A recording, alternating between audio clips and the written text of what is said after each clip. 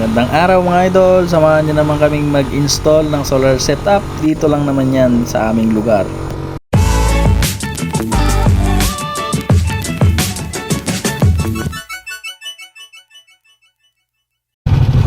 At today is the day nga na naman mga idol na mag-install tayo ng 6 kilowatt na solar setup. Morning sir!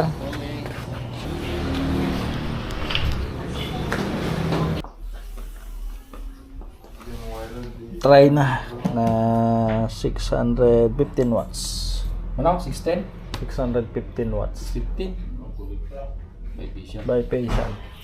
So dito nga pala sa in-installan namin na client namin mga idol ay siya mismo ang materials or siya mismo ang bumili ng mga materials ng kanyang solar setup na aming bubuuin. So ang gagawin namin dito mga idol ay labor lang po kami.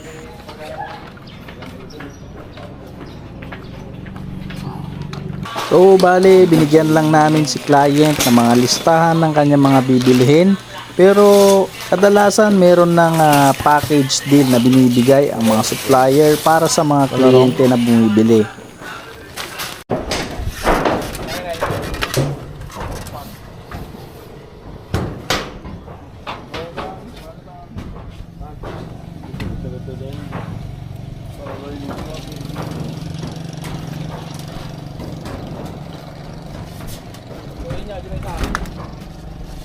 Baba.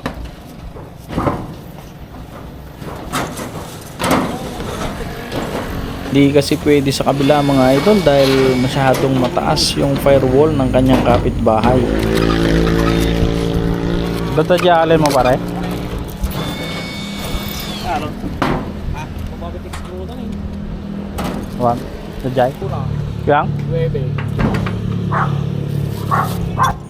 So ito na nga mga idol, nagkaroon tayo ng konting aberya dito dahil yung nabili ng ating client na L-foot, yung kasama niyang tech screw which is supposed to be size 10 na madalas nating ginagamit ay size 9. So yung ating tech screw adapter ay hindi magkakasya dito sa ating tech screw na pasama ng L-foot kasi size 9 mga idol. So paalala ko lang kapag kayo bibili, importanteng malaman nyo kung anong size 10 ang standard.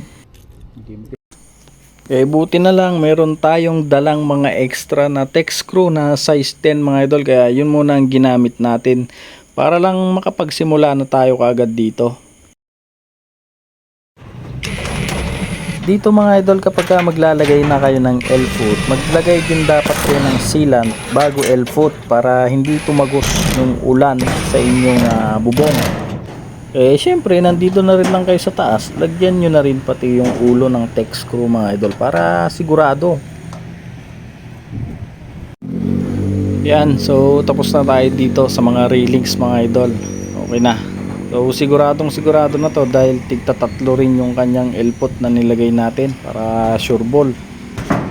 And then syempre bawat dugtungan mga idol meron tayong splice kit or end-to-end connector para syempre evenly distributed yung bigat ng ating mga solar panel, lalo na 615 watts ang ating gagamitin dito. So maglalagay na tayo sana mga idol ng ating solar panel at hinahanda na natin yung mga kailangan gaya ng mid clamp, end clamp. Kaya lang napansin ko dito sa nabili ng ating client na mid clamp at end clamp mga idol ay manipis. So sa aming mga installer kasi mga idol ay madali lang namin na mapapansin yung mga ganitong bagay dahil sa dinami-dami na nang nahawakan namin mga klase ng mid clamp or end clamp or railings. So itong gamit or nabili nilang mid clamp mga idol ay manipis. So buti na lang meron tayong extra na dala, kaya lang kulang mga idol.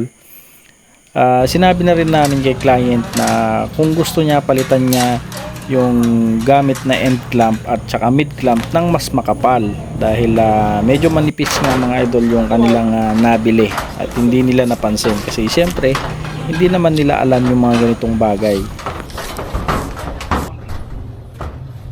Pare! Kaulikan pare!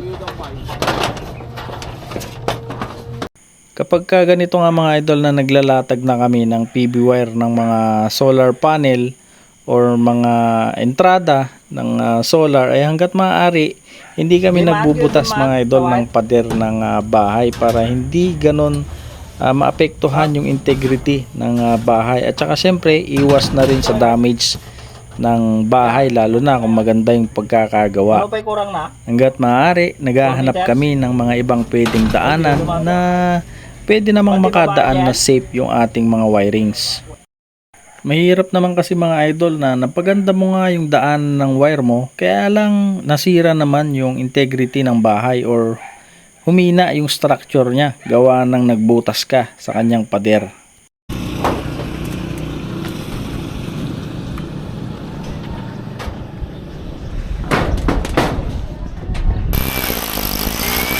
Wala lang bait pa.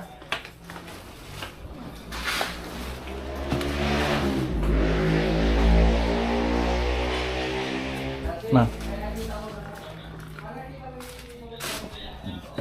Supot.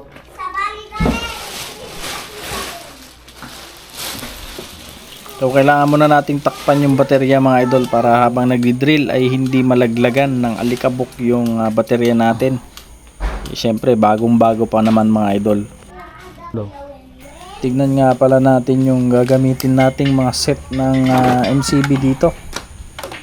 So ito yung gagamitin natin mga idol. Ayan. Puro Sun 3 na brand. Ayan, so subok na namin to. Goods na goods naman.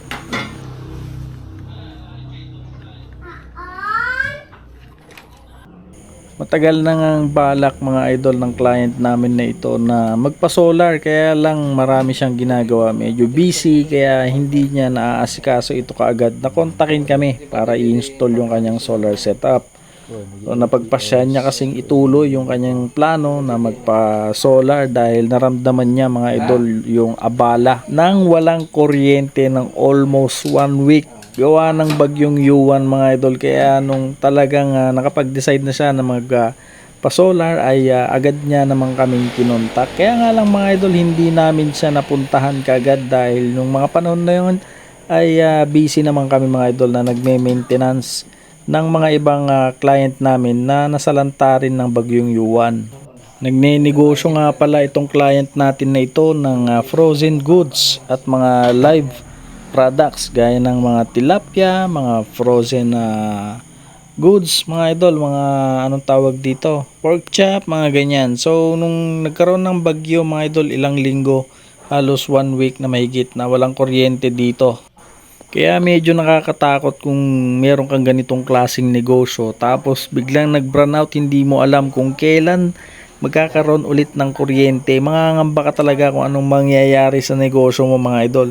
Pwede kasing masira yung mga paninda mo. Although meron namang generator, yes, kaya lang kapag patatakbuhin mo yan, yung generator ng ilang oras, gawa nga ng kailangan mong patigasin yung laman ng inyong mga ref or freezer, ay talagang masakit sa bulsa mga idol dahil matakaw sa gasolina. At syempre meron pang maintenance yan yung generator, kaya kung gagastos ka na rin lang, bakit hindi ka pa gumastos sa solar setup? Alam ko maraming magsasabi sa inyo na idol, napakamahal naman kasi ng solar setup. Yes mga idol, naiintindihan ko kayo, mahal talaga ang solar setup. Kaya lang, isa kasi itong investment mga idol sa inyong pangangailangan. Para lang kayong nagbayad ng one time sa inyong electric cooperative. Pero in the long run, kung sa business nyo ito gagamitin, ay siguradong mababawi nyo ito kaagad mga idol. Isipin nyo na lang mga idol kung magkano yung binabayaran nyo monthly sa inyong mga electrical bill. Napakabigat at monthly mo tong iniisip at pinaghahandaan yung inyong babayaran. Kung nakasolar ka, wala ka nang iniisip. After 5 years siguro, nakabawi ka na. Sa mga nagbabalak nga palang magpa-install mga idol, available lang kami dito sa mga areang ito. Nueva Vizcaya at Isabela lang muna mga idol. Dahil para mabilis lang kaming makatakbo kapag kailangan ng maintenance. Nag-i-install kami mga idol, mapa-farm man yan, water pump, or para sa inyong mga business, pang poultry, kayang-kaya namin yan mga idol. Pwede kayong mag-inquire dito sa aking Facebook account. Correct transfer ti Nobel ko. Patay man mic ni ko. Patay na. Hey! Ayaw, di ba? Hindi lang. Nobel ko. Kunwari na lobat sir, di ba tayo? Sa kajay. Automatic. Sir, automatic na pangin na Nobel ko.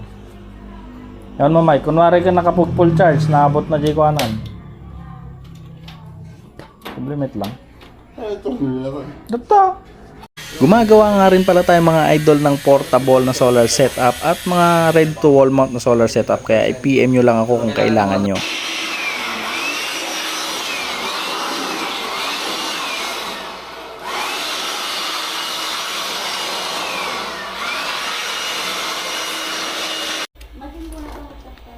Hindi sabihin na kagawa namin gano'n dahil. Gumagana ko di gawa nga freezer, may siyang Ako sa jilo, ampere mo na, ampere na ko. Ay, 20 ampere sa current na. Hindi check to sila. Ito. Nagpimaban. Ano pa sumandarin eh. Natin solar homes na 51.2 volts 300 AH. Ayan, so meron siyang screen, touch screen din yung kanyang screen. Ayan, and then yung ating MCCB na Santry yan na set, pati yung mga safety device, SPD at saka SPD ng AC. Ayan, meron din siyang kahon.